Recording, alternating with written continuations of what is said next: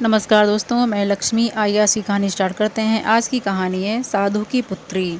गंगा नदी के किनारे एक साधु रहते थे। वे न केवल विद्वान थे बल्कि उनके पास जादुई शक्तियां भी थीं। एक दिन वे ध्यान में मग्न थे, तभी बाज की चोंच से एक चूहिया छूटकर उनके हाथों में आ गिरी। उसकी छोटी सी पूंछ व काली चमकीली आंखें थीं। उन्हें बहुत अच्छी लगी, पर घर ले जाने से पहले उन्होंने जादुई मंत्र के प्रयोग से उसे एक लड़की में बदल दिया। साधु की पत्नी भी अपनी पुत्री को देखकर प्रसन्न हो उठी। वह उसे राजकुमारी की तरह पालने लगी। साल बीतते गए, नन्ही लड़की एक सुंदर युवती बन गई।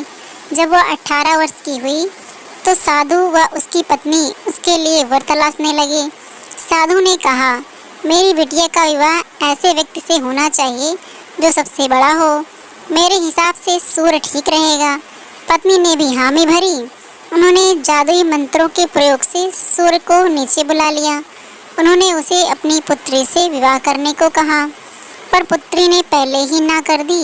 वह बोली, पिताजी, यह तो बहुत गर्म है।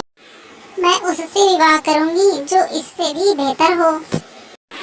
साधु निराश हो गए। उन्होंने सूर्य से कहा कि वे ही कोई वर सुझाएं। सूर्य ने कहा, बादलों के देवता से बड़ा कौन होगा? उनमें तो मेरी किरणों को भी रोकने की शक्ति है।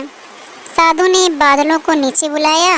वह अपनी पुत्री से विवाह करने को कहा, पर इस बार फिर पुत्री ने मना कर दिया और बोली, ये तो कितना बदसूरत है, मैं इससे विवाह नहीं कर सकती।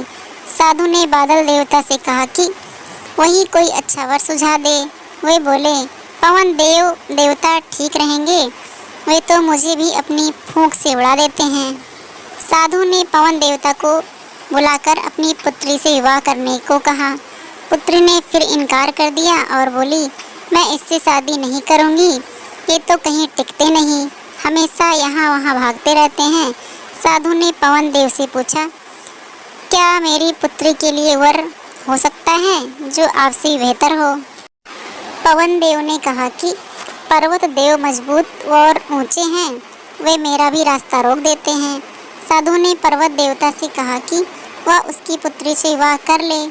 पुत्री ने फिर मना कर दिया और बोली, ये तो बहुत लंबे, सख्त और कठोर हैं, मैं इनसे विवाह नहीं कर सकती, इनसे भी कोई बेहतर चाहिए।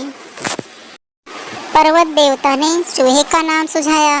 वे बोले, माना मैं काफ़ी सख्त, मजबूत व ऊंचा हूँ, पर चूहे मुझ में भी आसानी से बिल बना सकते हैं।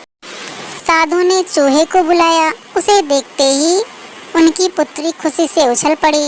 हाँ पिताजी, यही तो है वह मैं जिससे शादी करना चाहती थी। साधु ने सोचा, इसे ही किस्मत कहते हैं।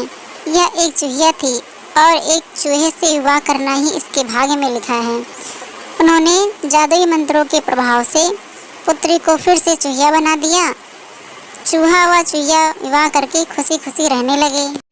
दोस्तों, हमें इस कहानी से यह सीख मिलती है कि कोई भी अपने मूल स्वभाव को नहीं बदल सकता है।